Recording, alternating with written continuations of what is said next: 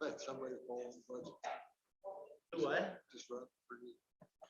What? I'm just running. Yeah. Yeah, no, I understand.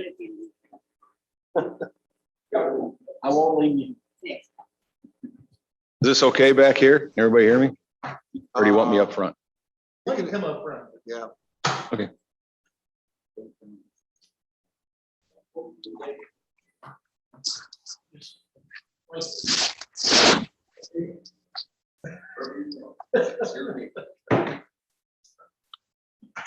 Hate having my back to everybody though. So. Hey, but at least you got done. Well, the other thing is, folks on Zoom, you almost invisible back there. Do I have to, oops, Rick asked. Going to a restaurant. It's like, where do you want to go? That's fair. Yeah. Rick, you up? We just. I'm here. Okay, Okay. all right. I just wanted to check, make sure you're working. so, All right. welcome back. Thank you. Meeting number 2. So I think what I'd like to do with the Finance Committee's permission is just go ahead and wrap up a little bit of our last meeting, and then we can kind of get into more questions that you may have. Maybe some of the comments I'm making might answer some of your questions. We'll see. But first off, Arlen, I want to address your comments towards the end of the meeting last week, I think it was, maybe 2 weeks ago. Anyway, you talked about overtime being a historical problem within the Sheriff's Department and that we really haven't found a solution. You're partially right. And I'm going to talk about the solution here towards the end of my comments. So thank you for making that comment. You're right that Sheriff Bivens, Sheriff Varga, and myself have always struggled with overtime, largely because a lot of our business is, unforeseen circumstances that we can't plan for ahead of time. But some of them, like the staffing issue that we're about to discuss, we can. Tom is not here today, but I want to address his comments anyway. About the hiring of the correctional deputies a few years ago, 2 when we were in the old facility, and then 2 more when we moved into the new facility. And he made a comment about my promise that I wouldn't come back to the Finance Committee asking for more staffing. So I want to clarify that. First of all, that word promise is not very widely used by many of us, because especially in our business, it's hard to promise anything, not being able to forecast the future. But what I can promise you, and I have the board, is I'll do my level best to make this work. And I think that's the comments that I probably made to Tom that day, that I will make this work. And to that end, I know Jack is in the audience today and Dave's sitting next to me. They could probably convey to you better how hard I did try to make this work, because I can tell you that we had more than a dozen meetings in my office about staffing, especially when we moved into the new building, and the struggles they were having in their various divisions. And that they said, we just can't make it work, John. We just cannot make this work. We've tried rescheduling, we've tried using flex positions, and as soon as we do, someone gets hurt, and we're just wearing our people out. And I would tell them time and time again, go back and make it work. I'm not going to go back right now and ask for more people until we try to solve this problem in any way we possibly can. I think also it's prudent to just make a general comment about a business in general. And I know, Rick, you're on Zoom with us today, and I'm going to use you as an example, if you don't mind. Being a business owner in various different businesses, farming, cattle, hogs, and now you acquired a golf course not too long ago. And I can imagine, not knowing what you're doing and putting up with, and strategically trying to plan for your new operation at the golf course, that things have changed since day one when you acquired that. You had a plan. I'm sure you did your background when you made the acquisition of the golf course and trying to figure out, okay, how do I run this thing? It's kind of brand new to me. And since day one, I bet you've made some changes along the way, based on personnel, part-time, full-time, what you have to do in the restaurant, bar area versus what you're going to have to do out in the golf course, and how you're going to attack some of those things. And your goal eventually probably is at least 2 main goals: is you want to make money at some point in time, but you also want to make the employees happy and satisfied, so you get more productivity out of them. Kind of the same thing with us. I know that the Finance Committee has to deal with the budget part of this. I have to too, jointly with you. And we need to work together on that, but I also need to consider my employees. And at this point in time, we're wearing them out. We just cannot keep going like we are. I've told you, and I gave you examples last time about how much overtime they are working. We've had at least 4 people that I know of right now, and Dave's got the numbers, that have worked over 500 hours overtime last year. 500 hours. That's one individual working 500 hours. I've also, when using the flex position, we've saved 500 hours of overtime by having that flexible position to work shifts that were vacant due to either vacation, sick time, holiday time, personal time, whatever somebody's taking off. So getting back to your comments, Arlen, and my first comment that I made about overtime being historical, you're right, but we have no solution. We do have a solution. That solution is using the flex and the float position. Let me comment on that, because in fact, if I remember right, when I was chair before, we had a discussion similar to this, it was just different, that trying to solve overtime, and every year something else happened, workers' comp or something else. When you look at the wages that your people get and what they get on overtime, it's a huge budget thing. So my question is, if it doesn't work this time, what's our plan? I did appreciate, I actually took some time reading your justification page. And the first question I had is, there's about 4 or 5 different ways to staffing pattern. Sure is. And what is your one of choice? I mean, because I think we've jumped all over the board of trying different stuff, and nobody's saying you haven't worked on trying to solve it. It may be an unsolvable problem, but I don't know. Well, let me just give you to what I believe is our solution. And I believe that because we've demonstrated that it is a solution in the past. So I talk a lot about the flex or the float position. So dispatch used this starting about 6 years ago when I came in, and Shelley's got 9 dispatchers. So she needs 8 to do the job, 2 for every shift. That's mandated by state policy. So having that 9th dispatcher, I'll call it the odd man out, that person can then be assigned vacant shifts when somebody leaves for vacation, holiday time, personal time, or long-term injury. They fill that position. Therefore, we're not having to fill that with an overtime person. Okay. So we've also been able to use that in a very short time in the jail. In the old jail, where we acquired the 2 new correctional deputies to try to get up to staff at the old facility. When we did that, Jack then had the ability to use those 2 extra people for the float positions, which when we did for about 2.5 to 3 months time, we did see a reduction in overtime. Unfortunately, we only had a 3-month window to use them because then we had 2 long-term injuries. Then those float position deputies had to be plugged into a regular shift. And after that, every time somebody took a day off, we incurred overtime. So again, that strategy of the float or the flex position does work. We've used it in patrol. We call it the flex sergeant position, where I've got 3 sergeants and we would rotate every month, where a sergeant would be rotating to day shift because they predominantly work nights. And when a day shift deputy was off, the flex sergeant would take that day shift deputy's position and answer calls and do the things that a normal deputy would do out on day shift, therefore alleviating us from hiring somebody at time and a half.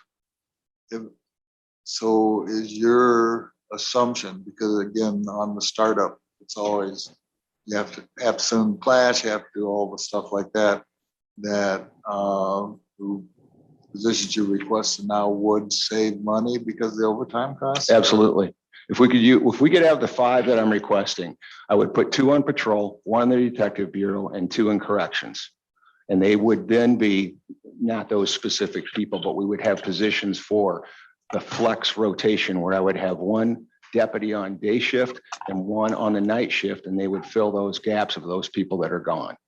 So the assumption is, if you had a budget of $100,000 and you added those positions at the end of that and you solved the overtime, you would be under the $100,000? This is not going to solve overtime completely, but what I can tell you is with these 5 flex positions, based on the calculations that the chief deputy and I did, we believe we can save 50% from our request. Our original request was 300,000 for overtime. We believe we can cut that in half. Go ahead. John, I got a question. Sure.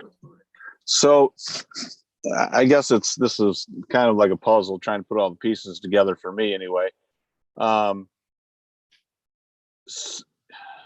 In your contract, your employees, your deputies in particular, they get overtime after 80 some hours. Is that correct? They're mandated 12-hour shift, right? After 12 hours.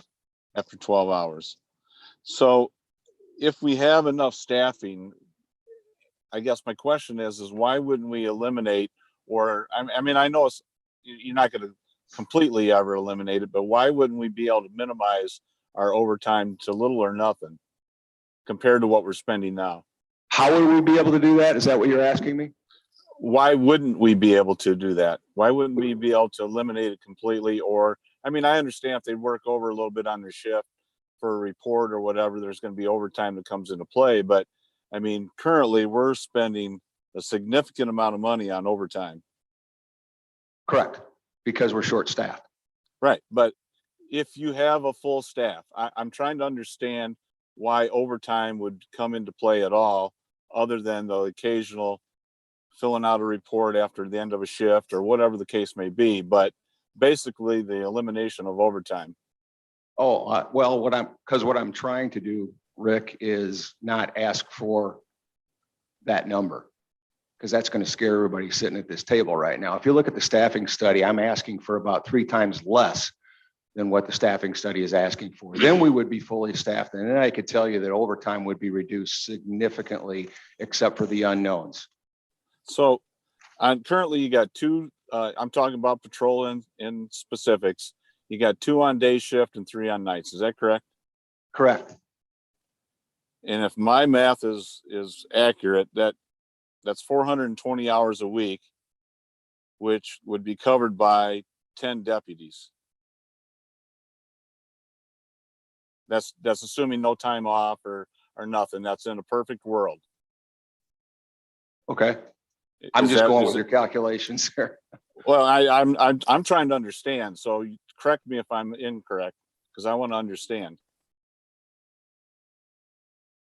Well, they work 84 hours every 2 weeks. Right. Well, I did the math. Two on day shift, 3 at night. You need 4 deputies to cover a week's time frame for the day shift, and 6 at night. So that'd be 10 total deputies, and that's 420 hours at 42 hours a week for each deputy. Okay. And we got currently 14 on staff, right? Yeah, we're going to have 4 at night as soon as these other 2 graduate from the academy. Well, I'm going by what we got now. Correct. But you got 14 that on staff now, or no?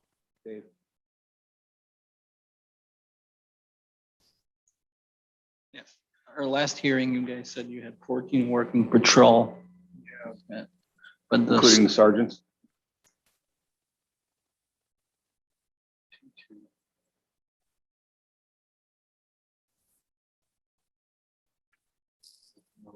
You got your list right.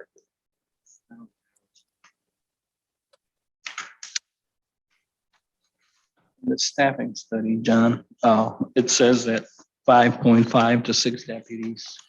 Is that per day, right?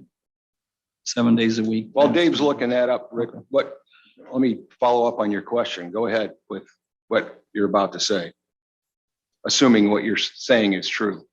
Dave's looking up there. And I'm just trying to understand where the overtime actually comes into play at. I mean, I understand if you need 10 deputies and you got 9, that, yeah, there's a lot of overtime, and it's all relative, I guess. I'm just trying to understand so that, you know, we can make a fiscally responsible decision here that protects the community, Right. keeps our costs down, and you know, everybody, you know, gets kind of what we need here to make this thing work. So Well, what you're giving me is what I have for minimum staffing. So as soon as somebody takes their allotted vacation time, holiday time, personal time, or any injury time, that automatically starts the overtime clock. Well, that's where I don't understand it. That's what I'm trying to understand, because again, in a perfect world, if nobody had any time off and nobody was hurt, under our current staffing, we need 10 deputies to cover a week's time shift. Okay. Yep. And you got 14 on staff. Okay. So in my mind, I'm thinking, well, you got 4 guys for those float positions to cover in case somebody's either off at vacation, sick, personal time, or whatever the case may be. Is that incorrect or no? You had them up here. Actually, we have 13 that are currently on patrol, 2 of them in the academy. Okay. One, you have to consider the pawpaw car, because we have a contract with pawpaw. So that's considered the pawpaw car. And one Sauk Valley College. Right. And as soon as we do get the 2 deputies out of the academy, we have one that's actually graduating today. He's been through most of his FTO. He will go to a night shift, or let's say that 4-man night shift, that we can go back to that. Now, again, when we start talking about the different divisions, when you start using somebody as that flex person, the issue is if we have 4 at nights when we're full, if somebody takes a day off, we don't have somebody come back to that, or we don't backfill. Now, the other thing would be is we will then, if somebody else wants to take the day off, they would get that day off and we have to backfill that. So majority of the time we're going with 3 at night. Right now we're going with 3 at night because simply we don't have the 2 out of the academy yet. As soon as they are out of the academy, we can go to 4, and yeah, that's almost like a flex position and it starts to help. However, at the same time, with the more people you have, when you start talking about 13, 14 deputies, that's time off that we have to deal with from personal time, sick time, vacation time, and comp time. And it's not good for us to look at it from the perspective of we can go with, 4 is the ideal for a night shift, especially with the way the world is going. But you can ask our patrol sergeants right now on the idea of how often do they actually have 4 people on nights. They'll tell you maybe a handful of times throughout the year. That's not good for our department. What is the maximum amount of time people have off senior staff? I mean, 20 days, 40 days. What? If you are an employee who's been there over 15 years, you have 19 vacation days. And how many sick days? They can keep on the books as many as 60. Now they get 13 6 days a year. You can use 3 of those for personal days. So, And then comp time now has become rolling, which I'll argue all day long is a really good thing. However, the problem is that we have so much time off that everybody's able to collect overtime to where they can continually use their rolling comp time. If we can eliminate overtime per se. There won't be any comp time if we eliminate the overtime. Correct. I completely agree with you. And then when you start looking, like you were saying, Rick, on, we can't eliminate overtime completely. Things happen, let's say at the end of the shift, especially for our day shift, that, I worked day shift when I was on patrol. You could guarantee at 4 o'clock when you were supposed to be off by 4:45, something was happening and I didn't get home till 6. Now, all of a sudden you start to look at those people that want comp time, they can start banking that hour and a half that they get. And now we're eliminating that. And Rick's correct. If we can start eliminating having to cover shifts for overtime, all of a sudden you've eliminated that. Now comp time is going to be used for a day off.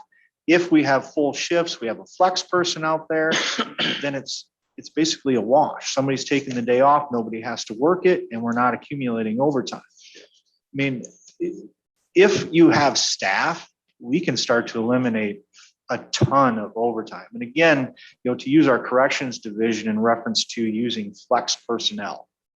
Right now in our corrections division, it's the only division that doesn't have some type of personnel that if somebody takes a day off, there's a possibility of somebody else working it instead of somebody having to coming in on their day off. To kind of expand on that, again, using our telecommunications division, I will always give Shelly Dallas all sorts of credit on how she uses her float person. Because again, using 2019, we spent less than $30,000 in overtime in that division. when we had a float person for the entire year. This particular year, you just using 2021, we were down one person, down that float person, what I will say, because we're able to hire one, but it takes about 7 months for them to get to where they can be on their own. In that 7-month period, because we hired that person to bring in when we lost one of our dispatchers, in that 7-month period, we spent almost $50,000 in overtime. And that's in 7 months and instead of a year. Basically that's explaining to me is having that float person eliminates overtime. When you look at our corrections division, if we could add 2 to that, maybe 1 per shift or 1 night shift, 1 day shift, you start to eliminate all sorts of overtime. And one of our biggest problems in corrections is the injuries that we've had. Even right now, we have a deputy that's looking at knee surgery for an injury he sustained in our jail. You're going to probably talk 3 to 4 months that he's going to be off work. We have nobody to actually fill his position. So you're looking at 14 days of 12 hours every month that he is gone that somebody has to fill. Not only is that a whole lot of overtime money, I would guess about $7,000 a month that will cost us. Now, granted, myself, our jail superintendent, the sheriff, we will try to help because we want to see our people get time off. However, you're still looking at that position has to be filled because we don't have anybody to fill it. If we then have these, what I'll call float people or flex people that we're asking for, one of them could then go into that spot and we're not creating overtime. Those 14 days are now gone because we have somebody to put in there. Now, granted, somebody could take a day off in there, but at least that's all we're dealing with. And our corrections division has been hit hard with injuries. And again, that's where I'd start screaming more people for them just based on safety, because we've lost in 2018, 2019, 2020, and 2021, we have had major injuries within our corrections division and lost people. And then we're running into that problem of who's going to fill that spot. That's the biggest thing to me, because, just to expand further on the conversation, in the last 2 weekends within our corrections division, we've had so much time off that we had one of our new deputies had made plans on his Friday and Saturday, Sunday off to go to Milwaukee with his family.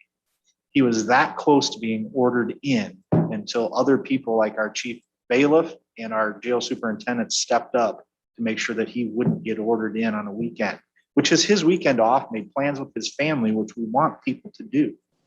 And following weekend, when our young deputies again is getting married, he was having his bachelor party weekend in Missouri, and we got hit with the same thing. We had some call offs. Next thing you know, what do? We could be wind up ordering this person in. Now, again, we were able to get it covered, so we didn't have to, but that's not something our employees should have to worry about. I actually took the time to talk to 2 of our young patrol deputies the other day. I'm just talking to them about weekends off. They've both been with us a little bit over 2 years, which would mean basically every other weekend they should have off. That's 52 weekends within a 2-year period that they should have had off. I asked them both, how many of those weekends do you believe you had off? And I'm saying that they either had to work the Friday, Saturday, or Sunday, or 2 of those. They're telling me less than 50% of those weekends they actually got off. And I asked them on the idea of, okay, let's say next month, you're going to have Friday, Saturday, Sunday off. Would you be comfortable in making plans with your family to be there? There says there's no way they could do it. They would have to take a vacation day, the Thursday or the Monday, to protect themselves before they would be comfortable taking, knowing that those are their days off and making plans. We just can't have that happen in our department, especially with our young people. We're going to start to lose them. And we've actually lost somebody because of this. We had a deputy go to the Dixie City Police Department because he couldn't get weekends off. With that, he made plans. He was the best man in a wedding. He planned a bachelor party, and next thing you know, he couldn't go. He had to work. He bought a home. Next thing you know, he was closing on a Friday, was going to move on a Saturday and Sunday. Next thing you know, he's working. He left our department because we just don't have the people to fill those positions, because it's not just one day. It's next thing you know, you got 2 or 3 people taking time off over the weekend, because we do have a lot of time and people are working. How many people do we have off now, sick or this or and not available to work in class. There's 3 or 14 positions now. We've got 12 because 2 people are still in class as of today. It's Got a person off. 13 positions. If I said 14 last time, I might have counted Jason Heller, who just went into our detective Got at division. least 3. But 2 of those are in, I'm sorry to interrupt you, but 2 of those are in the academy as we speak. Now, one is graduating today. And 1 you got to hurt. That's in corrections, yeah. Do you have any other injuries? At this time, knock on wood, no. Do you have any other positions unfilled? Not the 6 you're requesting, but of the existing positions, do you have all of them filled? Correct. So some of that, when you get people out of class, makes it a better situation as today. No, not exactly. I mean, when you start talking about using our corrections division for an example, it's until we get, I'm going to say at least float positions, it'll never be good because the moment somebody takes a day off, somebody has to fill it. So how many people do we have in corrections on an average? We have one jail suit. No, how many? I know how many positions you have, but how many people we actually house? Today, Yeah, 35, we average about 45 to 47 a month. that's been averaging. That's higher than it was before. Getting any income based on that? Any new income? No, we haven't started that process yet, not until I can at least figure out this staffing issue. There's no way we could do it. Is there any projections?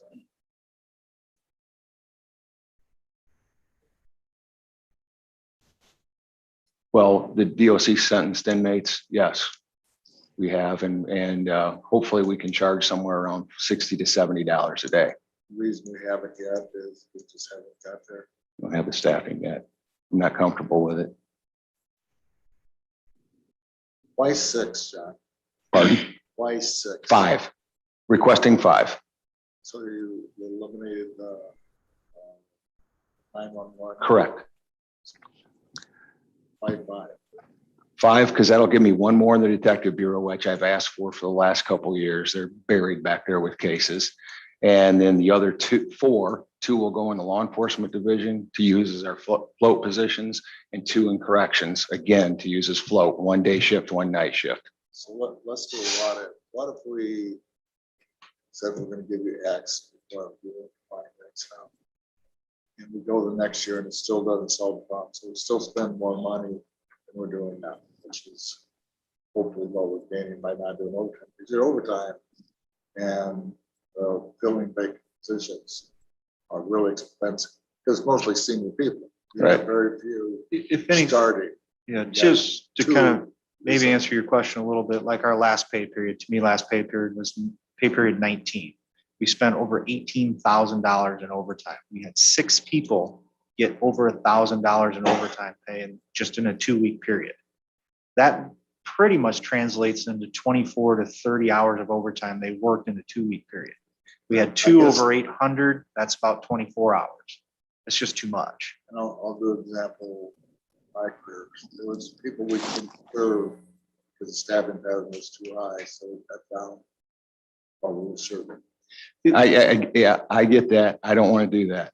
This is a public service agency. I have to be able to serve the public and have to do it efficiently and effectively with deputies that aren't burnt to a crisp. And right now they are, because they're working way too many hours. That's really what this boils down to. I know we have to talk about finances and what this is going to cost, but what's it costing them physically, mentally, and emotionally? And to have somebody out there that doesn't get complacent Nobody wants, after working that many hours. I can't have that. we understand that, but it's just a question, what can the county afford over the long term? Right.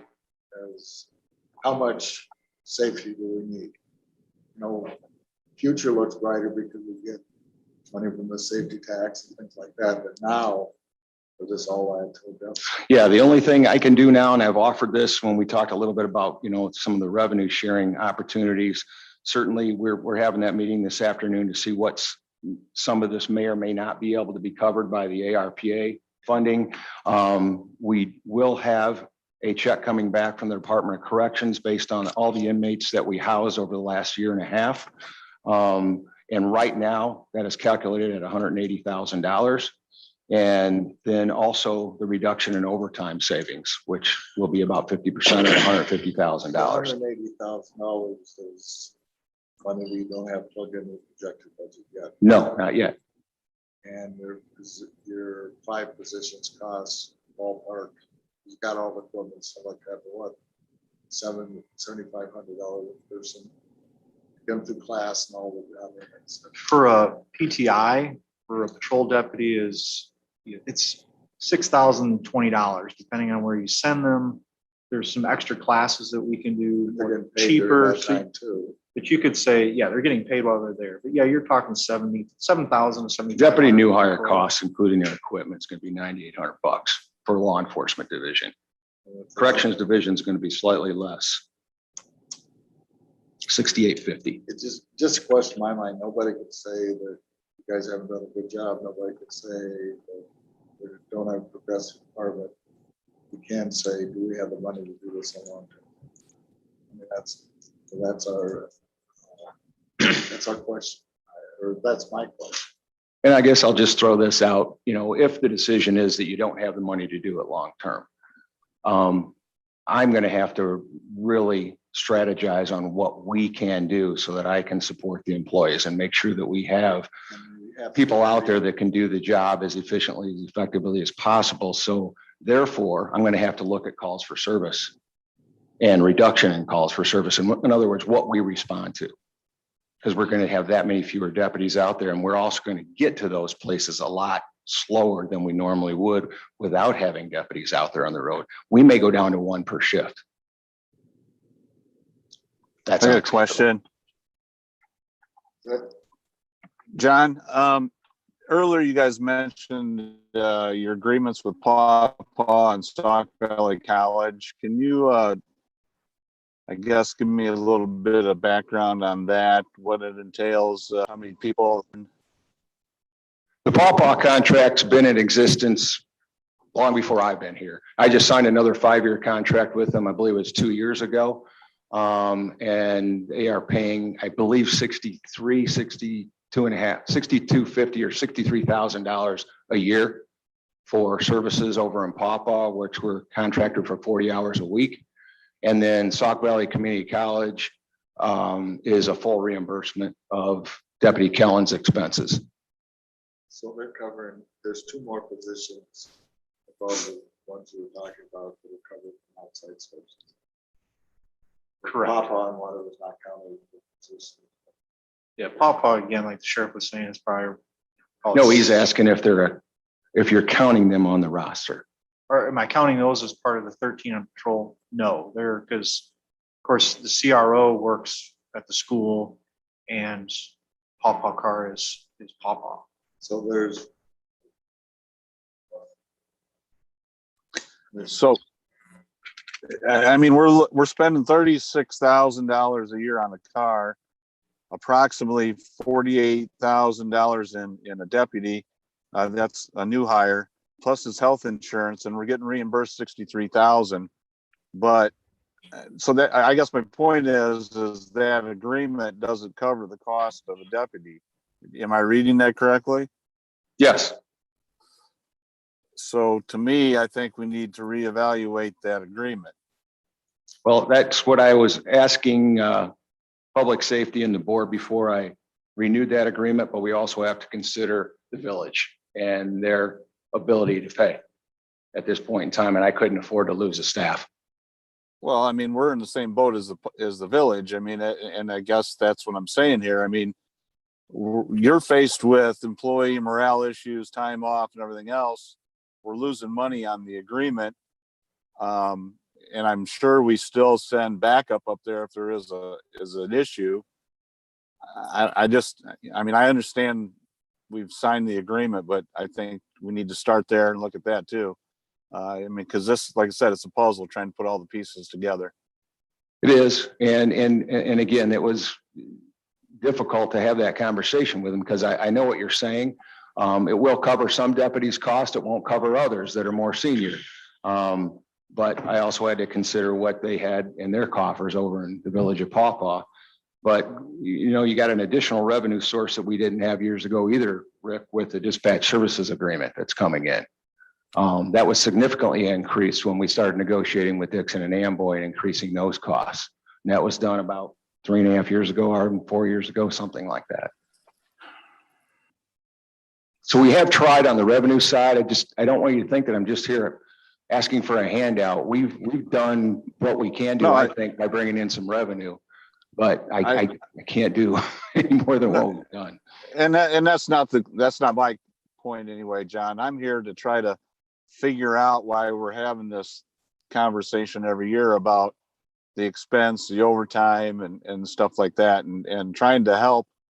And one way to help is to understand all the pieces that go into the pie. And when I just look at it on the surface, to me, the Pawpaw deal, I know you're trying to help them out, but that's adds to the deficit I think that we're looking at here to a certain degree. I mean, they're paying what they can pay, perhaps, but it's tying up a deputy full time, a vehicle.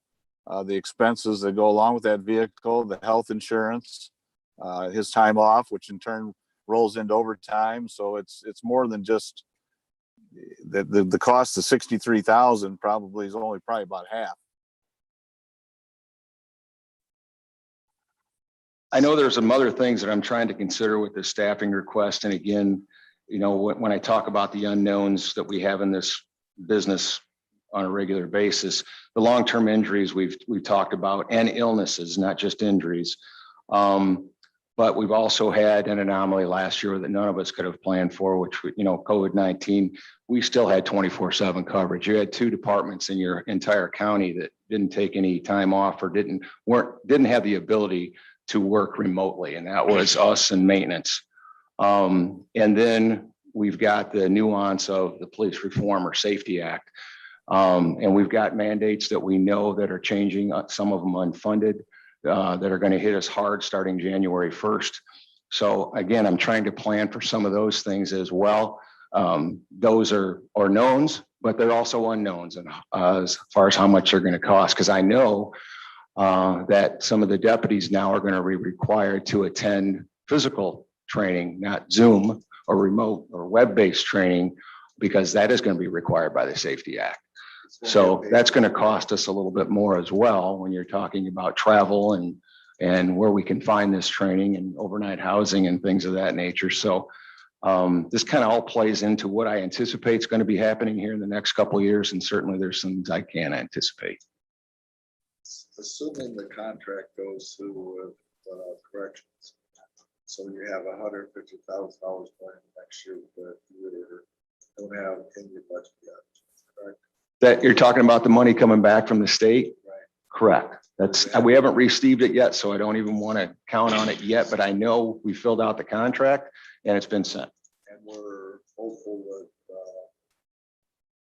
grant will cover some of the overtime and things like that. That's a possibility. Again, we'll know a little bit more at the meeting this afternoon. So does that mean just doing ballpark? We have 3 positions covered from the money coming back. Theoretically, the department. Does that mean you need 2 positions to make your dream? You think, oh, okay. No, my dream is 12 to 14. My absolute need is 5. John, I got another question, I guess. So Whoop, I think I lost you. Playing a bat. Banjo back there. I think we lost you, Rick. do you have the There flexibility? you How about now? go. Okay, gotcha. All right, so do you know the flexibility or the You're breaking up. Sorry, Rick, I can't. ability to. Can you hear me? I got you now. Yep. Okay. Stay right where you're at. Don't move. I'm sitting in my car, so. Do you have the ability to take a corrections employee and put them on the road and vice versa? No, We have the vice versa, yes, we can take law enforcement patrol in corrections as long as they've been through the corrections academy and serve as a full service corrections deputy. And we do have a few of those. Corrections, you cannot do it. You can't Well, put them out on patrol. So I guess my point would be is that if we hire more patrol deputies and get them cross-trained and then when on the weeks when you're fully staffed, you could utilize them in the corrections department. Do you do any of that right now, or? Have we used patrol deputies in corrections that are certified? On a- Yes. On a constant basis, I guess is what We try because not it's so- to because it just shorts patrol. well, I mean, at some point in time, if you get fully staffed patrol wise and you have flex positions, there's going to be a week or 2 weeks or whatever the time is where they don't have allotted time slots. Could you move them over into corrections and help out then? That's a possibility. Yes. I see where you're going with that. Yes, that's a possibility. But you got to remember, one of those flex positions is going to be on day shift, which we've operated with a 2-man day shift for how long, Dave? Which we can no longer do. But Just way too busy on day shift. I guess I'm trying to understand this, but why do they have to be specifically assigned to day or night shift? Whereas if they're a float person and you put the schedule out there, 30, 60 days in advance, that they can be moved from days to nights and vice versa. The strategy will be that the float person will have two, conceptually, we'll have 2 in the law enforcement division. 1 float will be assigned to day shift and 1 night shift for a month at a time. And they will look at that schedule prior to their month on that rotation and see what days are already committed for vacation, personal time, whatever time off is being requested for that month.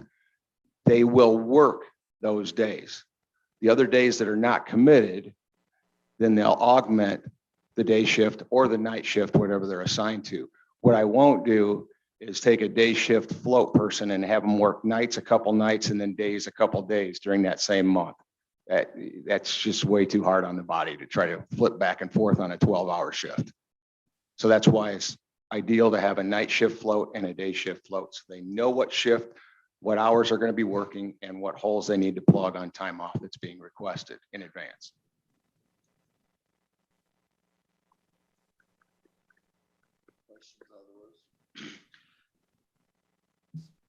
So you touched on one concern that I've got, John, and that's for lack of a better term, mission creep.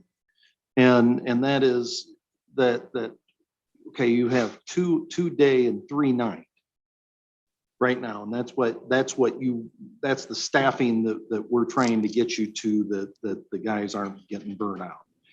And then because of the nature of the business, in 2 years, come back with more staff requests saying that and then the question coming from this committee will be, well, you were at 2 and 3, and it won't be you, it'll be the next sheriff, or because I'm talking a couple of 3 years down the road. Were you sending me away? Yeah, well, I just unless you're telling me something different that I didn't know, but anyway. Then we're at 3 to 4, and that's getting and for us to plan long term, we need to have an idea of where the real staffing level is that you need to be. Now you're telling us today that 5 is going to get to where you're comfortable at the commitments that you have today.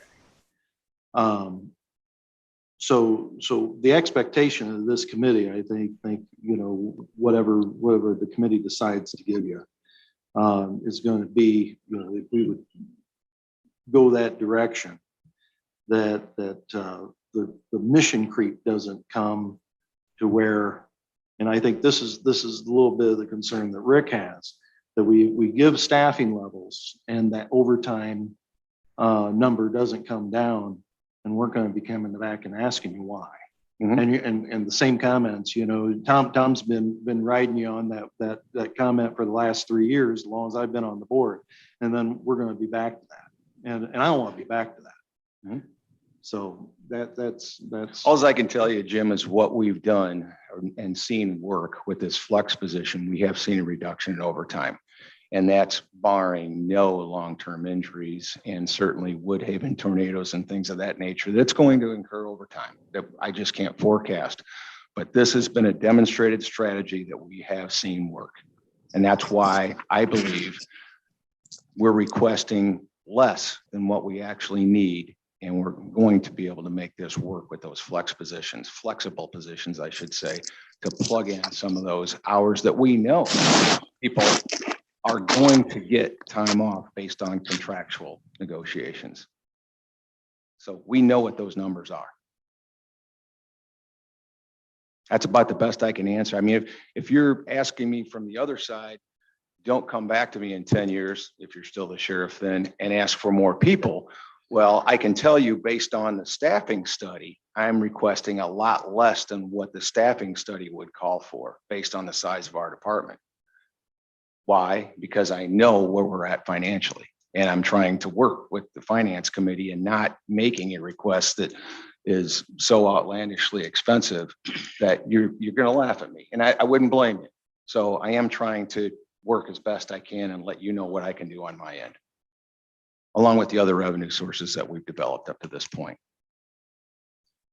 I don't know that I can do much more. I really don't. I mean, you talk about the LEC and that project. That took years off my life, but it's brought in a revenue stream to this county that's going to last for quite some time.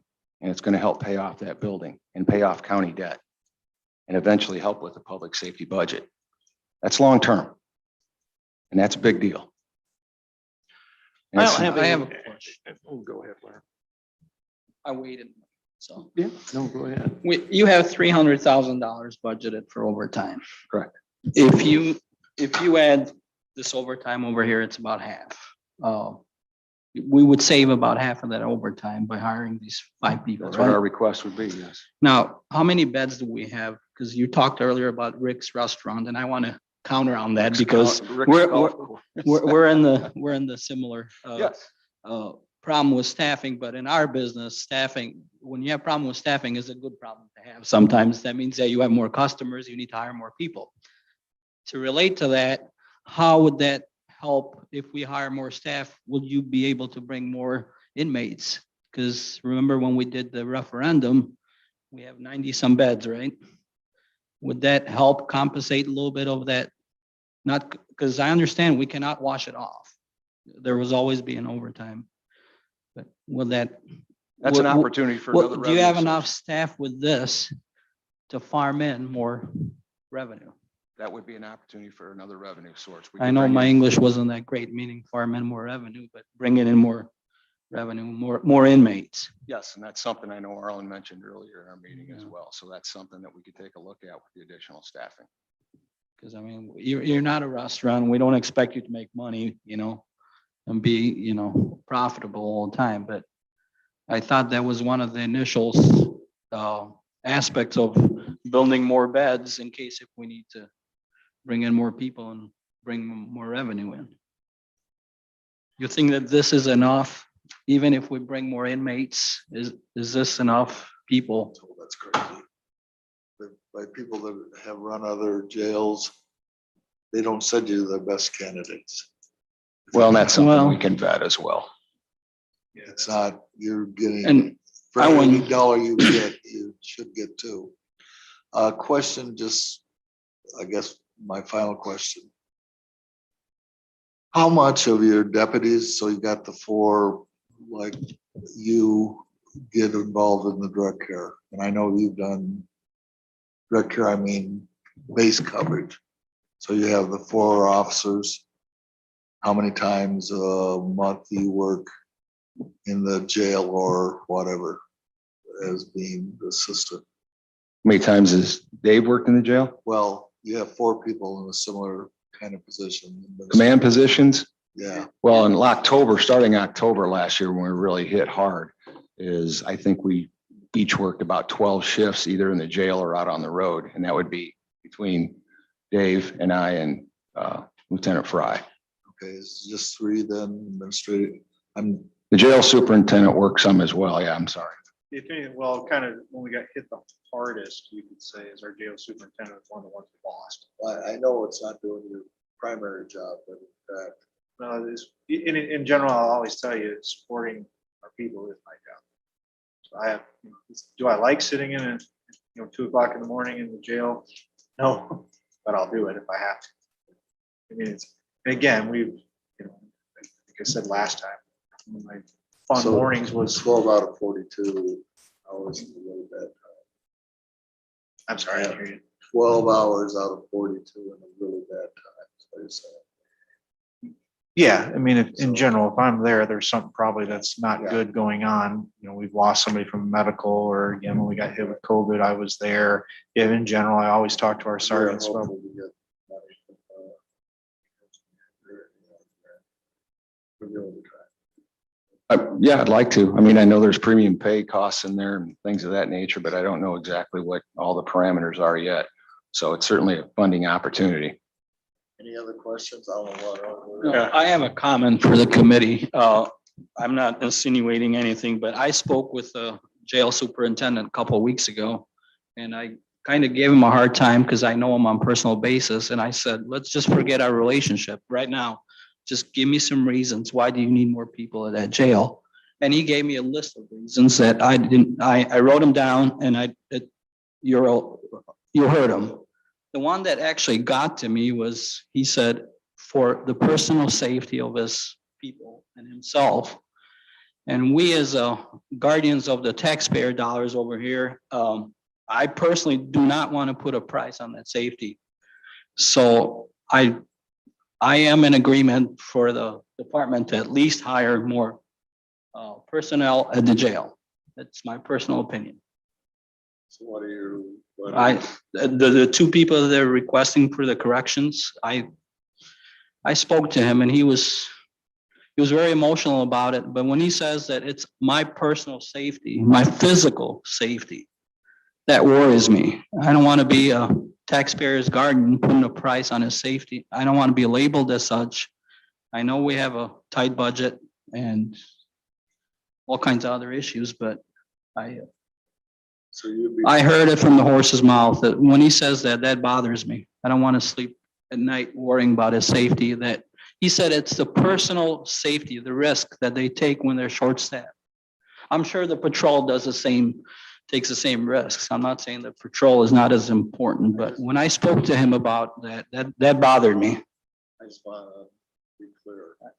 So you would, at this point in time, be supporting the two, not, you got a comment on the down county or the other?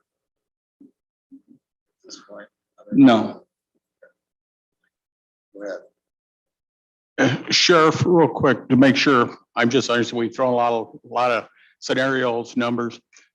Basically, you're saying you feel you could this time eliminate half of your overtime, correct? So 150,000 worth of overtime Correct.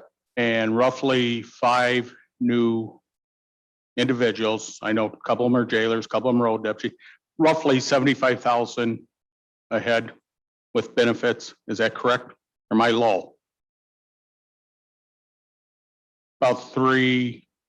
Dave, did you have that figured out for each person? I know it's 47 to 48 starting. So basically about 375,000, give or take a couple of thousand. I mean, yeah. So by eliminating that 150, we're down to 2.25, 225,000 additional funds, correct? I see where you're going. Yes. Okay. Now, this is where I'm going. Where else can we look at that you could possibly cover some of that 2.25 to get the numbers down for the budget? Well, I know this year that's just a one-time expenses come. This year, the one-time expense coming from the prison reimbursement that will help. The things I've done in the past with the dispatch services agreement, that revenue source is coming in, the public safety tax revenue source, and I guess I'm gonna have to turn it on you, Doug. is I've asked for the last 6.5 years I've been there, what's finance done to do some long-term revenue building and Mhm. economic development? And Tom Kitson and I have nicely, respectfully gone back and forth on that. And he says, Sure. you're right. We need to work on that as well. So I'm asking. I put in a lot of revenue sources here, and I can bring even more that we've done since Okay. I've been here. So we're trying. We know. No, I'm not saying that. I'm just trying to simplify it, obviously taking the personnel, the say, all that out of it. It's all very important. I mean, I'm not making light of it. I'm just trying to figure out what it's gonna take, what it's gonna cost Right. the county. And But the best case scenario, what would the cost be? The worst case scenario, what the cost would be? Can you Yeah. give me the best case there, John? I mean, with your, what you, right now with the budget where you can pull money from other sources, what would be the best case scenario, the cost of Well, those? the best five? case is that the $150,000 savings in overtime and the one-time payment from DOC. And and that was, what was that one-time payment? Right now, it's at 180, 180. 180,000. Yes. Okay, you'd be short 45,000 the one time, possibly. Yeah, and also I think something we should probably discuss, and Dave, I thought was going to bring it up, but maybe we failed, is because of COVID and the backup in the academies, we would not even be able to entertain hiring a new person that has to go through the academy until August of next year, this time next year, other than any lateral transfers that we may entertain, which we have one right now.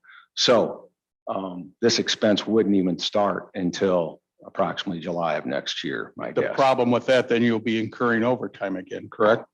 Through then, because we just don't have an academy. Yeah, to and I'm send not, to. you That's- know, That's just, unfortunate. trying to look Yeah. at both sides of the issue. We're looking hard at lateral transfers because those are people that have already had academy training, go through the field training, and they're out on the road. Save a lot of expense. So, Mr. Chairman, to move this along. Thank you, John. Is that we have the 5 personnel of John's request. That's roughly, I'm gonna say about $400,000 request additional into the budget. We haven't plugged that in as far as, and we still have the other wage issues that we got work on until we get a final budget. I don't know if the idea was to have a motion here today on trying to deal with this. I would discourage that. And let's plug in John's request as far as the overall budget. And then we can, as we build out the budget and get all the pieces in play, then we can have as the finance committee have, kick around and have some serious discussion on how we're going to put this puzzle together, because that's exactly what it is. I totally agree. I think that, first of all, I want to compliment everybody on discussing the touchy issue and doing it in gentleman's contact. And so I think that was done. I think we have all the information. Is there any other questions? Go ahead. I just have a small comment, if you all need to get a better understanding of what it's like in the jail, I'll give a personal tour of the jail. And just so you can have an opportunity to really see what they're doing and maybe even talk to some of the actual officers like Laram did. He had talked to the jail superintendent about that, but you could actually, like I said, I'll give you a tour. I'll even give you $60 to go with that. So I'll throw that out there too, just to help motivate you a little bit on that. So That'll really put me over the top. Where's Thank the you. money gonna come from, So, Jack? It's yeah, not. just get a hold of me and I'll take you anytime and show you exactly what they are going through, because I agree with everything the chief deputy is saying. I lived it. We just want to increase your real estate taxes double to pay for it. Whatever. It's Illinois. Any other comments? No, I appreciate, it's been good. Go ahead. Arlen, just want to go through, okay, along with the 5 personnel, of course, with the addition of the patrol, just going through your capital request, John. So we've got the Motorola Flex for 911 at 45,520. That's plugged in. We got 2 rifles for 10,400. Just out of curiosity, everybody's been commenting. I'd just like you to, those seem like awful expensive rifles, but do you want to comment on that? They are, they're more long range rifles because we have 4 people that are what we call designated marksman trained. So it's kind of that happy medium between those patrol officers that are carrying a normal duty rifle and a sniper type situation. So that's why they're a little bit more expensive. And really the rifle itself is not as expensive as the optics, as we know. So that's why they're a little bit more expensive. And that's something, again, Jim, and I don't know if I included it on that or not, but it's one thing that I will be submitting for ARPA consideration. Is the rifles? Yeah, I'm submitting all that just to see what we can consider and what we can't. Yeah. And then you've got the $133,000 on the squads. That's just your normal squad rotation. Correct. And then there's an additional on there with the staff. If in fact you approve that, you'll see on the back of the staffing study, I did a sheet that would include additional squad car and equipment that each of those law enforcement division deputies would need. So that's 3 additional squads we would be requesting So over and above. And let's talk about that Okay. a little bit. So those aren't going to be on the road.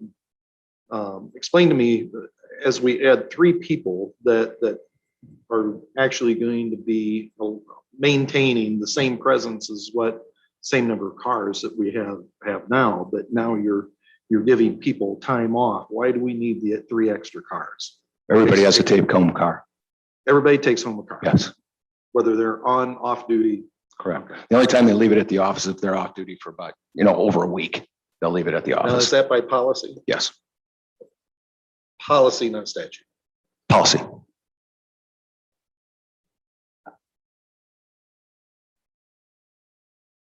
And generally that was started so we can do the regular maintenance for them while they're off and they don't have to worry about doing it on duty. That's all I have. Anything else? Appreciate discussion. Tough things to go through this year, but we get the big bucks. Well, thank you for your time. Okay, back to the agenda. Do we have a motion to adjourn? So moved. Second. All those in favor, signify by saying aye. Aye. Sorry, that was Forrester made the motion to adjourn. Sheline seconded.